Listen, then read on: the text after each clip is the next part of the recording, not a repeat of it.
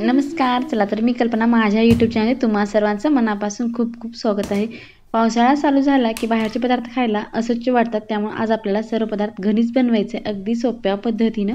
चला तर पाहूया.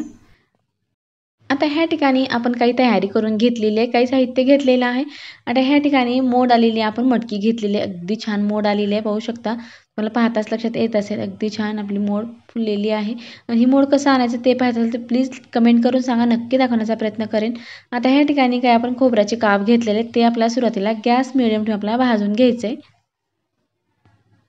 तर गॅस मिडियम ठेवून आपण अशा ह्या पद्धतीने काप भाजून घेणार आहोत. आता खोबरं जे आहे ते आपलं चांगल्या पद्धतीनं भाजून झालेलं आहे.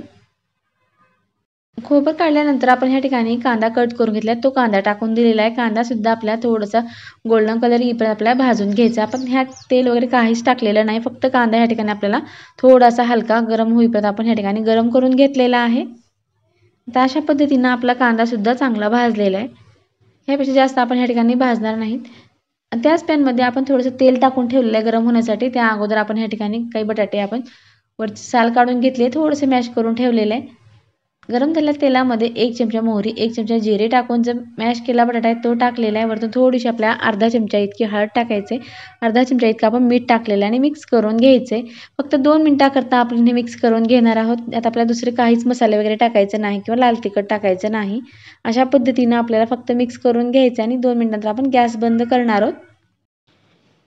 1-2 मिनिटानंतर ह्या ठिकाणी पाहू शकता अशा पद्धतीने रंग आलेला आहे आणि गॅस बंद केलेला आहे आणि आपण आता हे साईडला ठेवून देणार आहोत. त्या अगोदर आपल्याला या ठिकाणी एक बाउल घेतले, त्यामध्ये आपण मटकी जी मोड आली ती टाकलेली आहे. पाव चमचा हळद आणि पाव चमचा मीठ टाकून आपण पाणी टाकलेलं आहे आणि उकळण्यासाठी ठेवायचं. एक उकळी आपल्याला काढून घ्यायचे. ह्या ठिकाणी जे खोबरं आपण भाजून घेतले ते आपल्या मिक्सरला काढून घ्यायचे.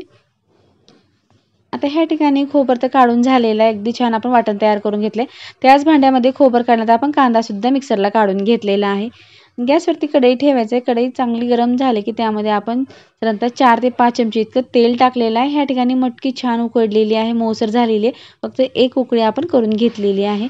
तेल गरम झाले की ह्यामध्ये 1 चमचा मोहरी, 1 चमचा जिरे टाकलेले आहे. जिरे मोहरी तडतडले की त्यामध्ये 1 चमचा इतकं लसूण अद्रकची पेस्ट टाकलेली आहे आणि थोडंसं आपण ह्या ठिकाणी कढीपत्ता टाकलेला आहे. कढीपत्ता आणि लसूण थोडं छान तळलं की आता ह्यामध्ये आपण जे खोबरं आपण वाटून घेतलेलं आहे ते आपल्याला सुरुवातीला टाकायचं आहे. त्यामध्ये आपण तेजपत्ता टाकलेला आहे आणि कोथिंबीर कट करून घेतली ती सुद्धा आपण एकदमच टाकलेली आहे. सर्व जिन्नस आपल्याला थोडंसं परतवून घ्यायचं आहे. 1-2 मिनिटाकरता मिक्स झाल्यानंतर आता ह्यामध्ये जो आपण कांदा मिक्सरला काढला आहे ते टाकून दिलेला आहे आणि थोडंसं आणखीन आपल्याला 2 मिनिटाकरता असंच मिक्स करून घ्यायचं आहे. आता व्यवस्थित मिक्स झाल्यानंतर आपल्या ह्या ठिकाणी काही मसाले टाकायचे. आपण खडी मसाले जर भाजून मिक्सरला काढले तरी सुद्धा चालतात, पण ह्या ठिकाणी माझ्याकडे तयार केलेला आहे म्हणून मी ह्या ठिकाणी मसालाच वापरत आहे. पाव चमचा आपण हळद टाकलेला आहे, 1 चमचा गरम मसाला टाकलेला आहे आणि 1 चमचापेक्षाही थोडंसं आपण जास्त लाल तिखट टाकलेलं आहे. लाल तिखट आपल्या चवीनुसार आपण कमी जास्त करू शकतो. आता ह्या ठिकाणी मसाले तर टाकून झालेले आहेत. आपल्या आवडीनुसार आपल्याला ह्या ठिकाणी लाल तिखट मीठ कमी जास्त करू शकतो. आता आपले सर्व मसाले टाकून झाल्यानंतर 2 मिनिटाकरता आपण असंच मिक्स केल्याने रंग अगदी छान आलेला आहे आणि मस्त आपली हे तडका आहे छान तयार झाला आहे. त्यामध्ये जे आपण मटकी उकडून घेतली आहे ती टाकून दिलेली आहे. अगदी छान आपला मस्त तडका बसलेला आहे आणि वास मस्त सुरेख येत आहे. तुम्हाला सुद्धा पाहताच लक्षात येत असेल. आता ह्या ठिकाणी आपले इतके जिन्नस टाकून झाल्यानंतर आता आपण पाणी टाकून घेणार आहोत. पाणी जे आहे ते आपल्या क्वांटिटीनुसार आपल्याला कमी जास्त टाकायचं. साधारणतः ह्या ठिकाणी मी 1 ग्लासपेक्षा थोडंसं जास्त पाणी ह्या ठिकाणी मी टाकलेलं आहे. तुमच्या आवडीनुसार तुम्ही भाजी ही कमी जास्त करू शकतो. आता ह्या ठिकाणी आपली मटकीची छान मिसळ भाजी तयार झालेली आहे आणि आपल्याला आता एक उकळी करून घ्यायचं आहे. उकळी केल्यानंतर भाजी छान शिजली जाते आणि आपण शेवटी मीठ टाकलेलं आहे आणि आपल्याला मिक्स करून घ्यायचं आहे. 1-2 मिनिटाकरता आपण असं शिजत ठेवणार आहोत. त्या अगोदर आपल्याला आणखीन एक पदार्थ लागणार आहे की जो की आपण घरीच बनवणार आहोत. बाहेरून आणलं तरी सुद्धा चालते. आता ह्या ठिकाणी एक बाउल घेतलेला आहे. त्यामध्ये साधारणतः 2 वाट्या इतका आपण बेसन पीठ घेणार आहोत. आता आपण अंदाज पीठ घेतलेला आहे. पीठ किती घेतलं तरी सुद्धा चालते. आता इतकं बेसन पीठ घेतल्यानंतर आपण ह्या ठिकाणी थोडंसं मीठ टाकणार आहोत.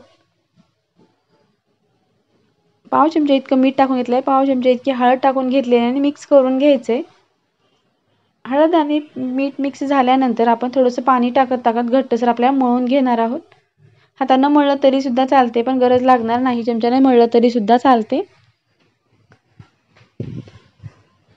तर अशा पद्धतीनं आपल्याला पूर्ण बेसन पीठ मळून घ्यायचे.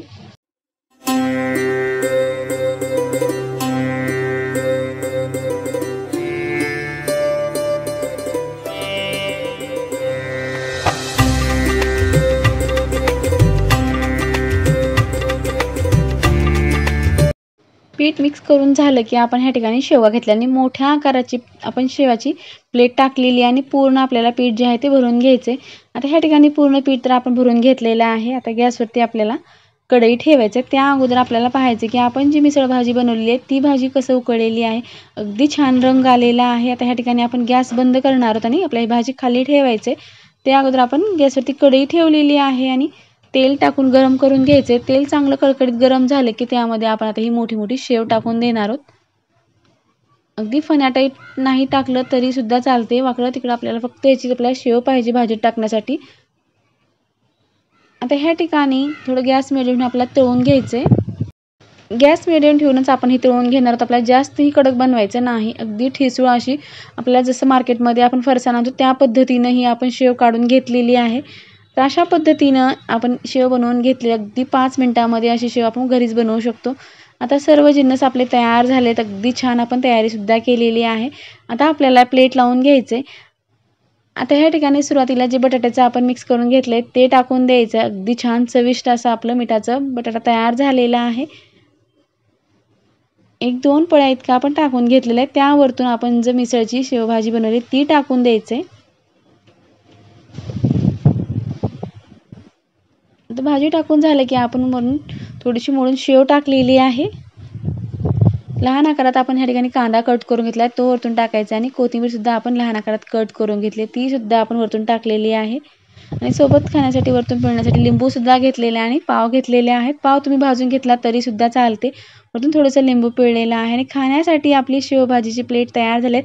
तुम्हाला ही मिसळपाव कशी वाटली नक्की कमेंट करून सांगा. किंवा तुम्ही मिसळपाव कसं बनवता ते सुद्धा कमेंट करून सांगा. व्हिडिओ पाहिल्याबद्दल धन्यवाद. पुन्हा भेटूया अशाच एका नवीन रेसिपीसोबत.